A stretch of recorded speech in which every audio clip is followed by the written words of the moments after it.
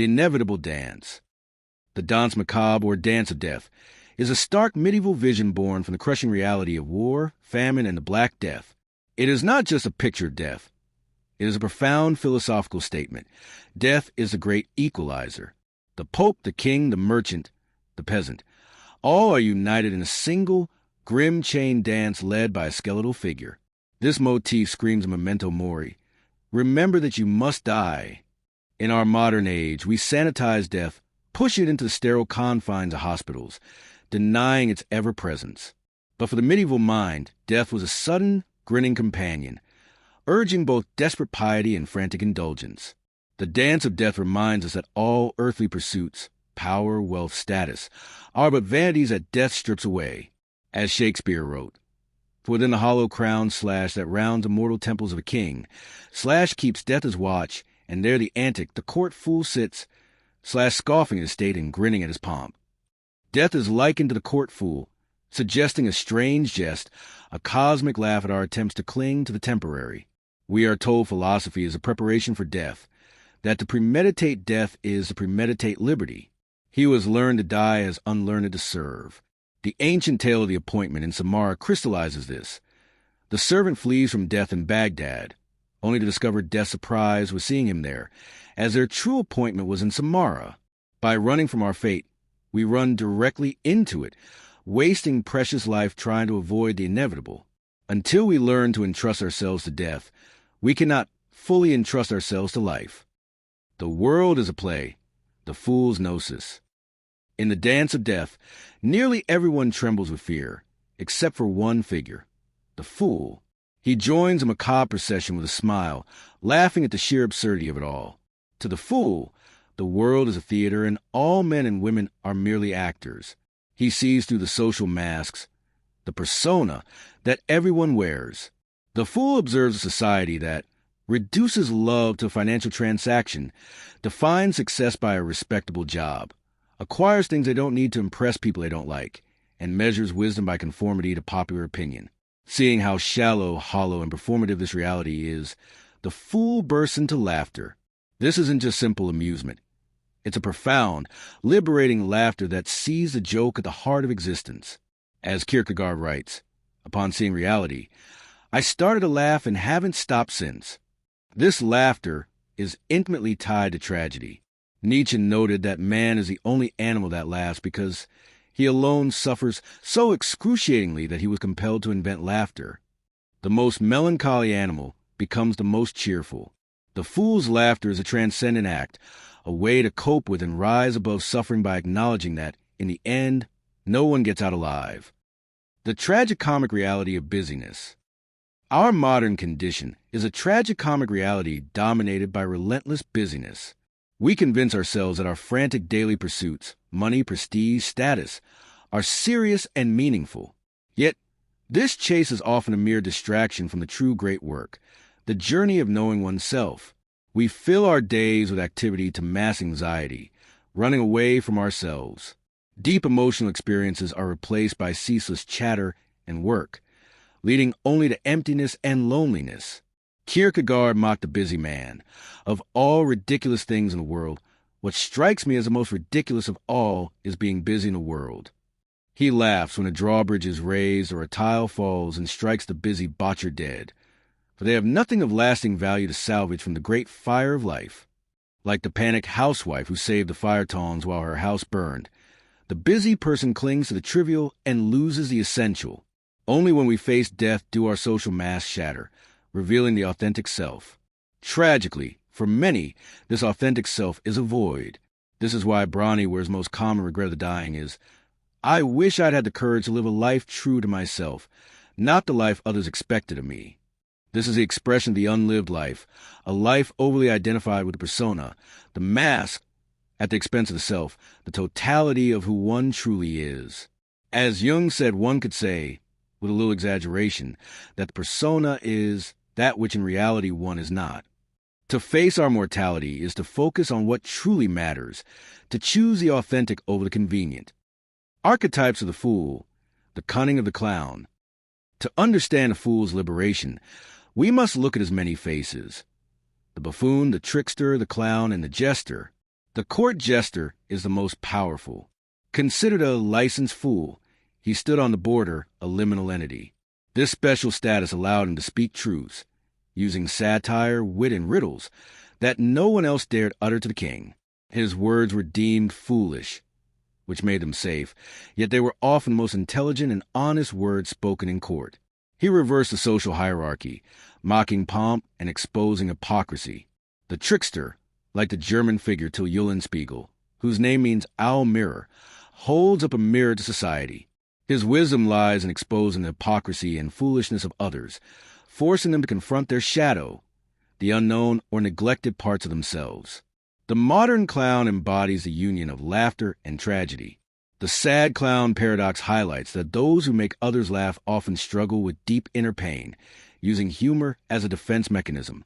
It is the wisdom of the Hyoka, sacred clown of the Sioux, who does everything backwards, saying goodbye when greeting, laughing in sorrow, to challenge social norms and reflect the community's shadow back at itself. The greatest secret is the wise fool, the figure who sees the truth no one else dares to face. Socrates, claiming his wisdom came from knowing his own ignorance, is a classic example. The wise fool hides wisdom behind a facade of madness. His perceived foolishness is the necessary compensation for his inner wisdom.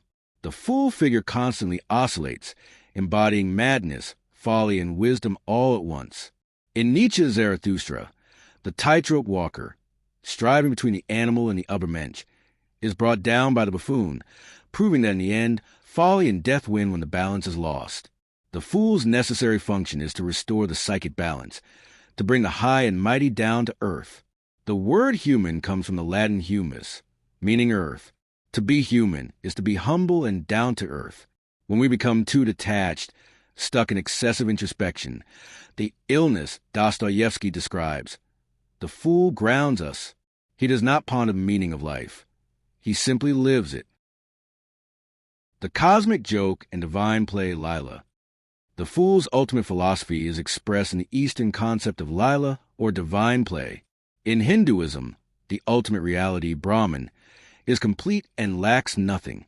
Therefore, the universe has no purpose or necessity. Instead, creation arises spontaneously out of joy and freedom. The world is merely the stage on which this divine play unfolds. The word illusion derives from the Latin litera, meaning to play. The physical world, or Maya illusion, is a magical veil that casts a spell over us, making the transcendent appear ultimately real. The fool, however, is conscious of playing within the illusion, yet still plays along. This is the great cosmic joke. As Alan Watts stated, the standpoint of the fool is that all social institutions are games. When people take their games too seriously, putting on stern and pious expressions, the fool gets the giggles. He knows it's a game, and the first rule of the social game is that it is serious. He unveils just enough of the truth, the strings of the puppet, not to ruin the show entirely. The world is comic, but as Lovecraft chillingly notes, the joke is on mankind. This philosophy finds its most sacred expression in the image of Shiva Nataraja, the cosmic dancer, performing the dance of bliss. The dance is a union of opposites, dynamic movement yet serene face, stillness and motion, creation, the drum, and destruction, the fire. Beneath his foot, Shiva crushes Apasmara, the dwarf demon of ignorance, who is a manifestation of Maya. By trampling Apasmara, Shiva is not conquering an enemy, but performing an act of cosmic enlightenment, crushing the illusion that binds us. The fool, like Nataraja, lives in Lila, detached from the results, simply playing along consciously. The fool's journey in the union of opposites. In the tarot, the fool is card 0, the beginning and the end. His journey to self-knowledge, the fool's journey, begins not with wisdom, but with folly. He stands on a precipice, gazing at the sun, holding a white rose of purity, oblivious to the abyss below. The dog, his instinctual shadow, barks a warning. When the fool falls, he does not die. He descends into the depths of the unconscious. The fall is a necessary compensation for his one-sided detachment, a forced move to become earthier, more anchored. Pride comes before fall.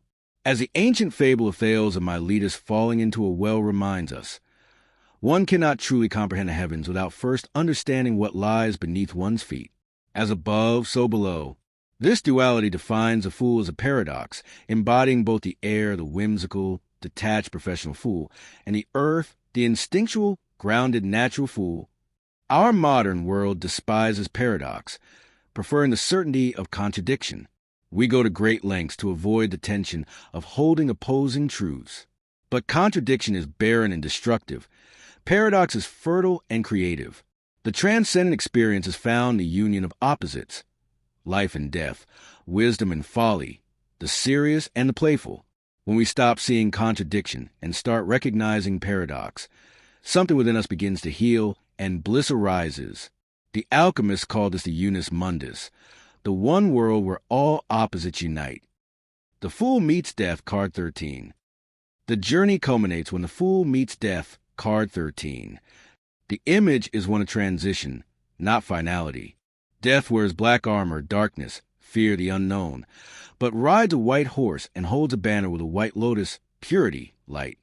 The Negrito, blackness, of mortality leads to the albedo, whiteness, of purification. Death is not an end, but transition. The saying, if you die before you die, then when you die, you don't die, captures the essence of this necessary transformation. The death of the old self is the birth of a new, higher consciousness. In death's presence, the figures demonstrate different responses. The fallen king, stagnant rule, dies so new life can flourish. The bishop, faith, accepts his fate with humility. The maiden, grief/denial, faints, unable to look. The child, the pure eternus, stares with awe and innocence, pointing toward renewal and vitality. Conclusion, the gift of folly. The image of the fool dancing with death is the ultimate lesson. It reminds us to live in the eternal now, for the past is gone and the future is not yet here. We must stop our endless, anxious striving, our need to kill time, and instead learn what it means to simply be. The fool redeems everything he touches. His message is a guide for the journey of self-realization. Embrace mortality. Remember you must die. Use this truth to fuel authentic living. Shed the persona. Do not mistake the mask for the self. Have the courage to live a life true to yourself. Find the sacred in the earthy. Be humble, grounded, and realize that what you most need is hidden where you least want to look. In filth it will be found. Laugh at the play. See that life is Lila, a great cosmic joke, and choose to play along consciously and joyfully. Unite the opposites. Embrace paradox over contradiction. Life and death, wisdom and folly, seriousness and play. By holding the tension of these opposites, we become aligned with the self, complete the great work, and attain a profound, enduring bliss. We must be like the fool who, though challenged by death, still dances along the track. What mask are you still wearing that the fool's laughter could shatter?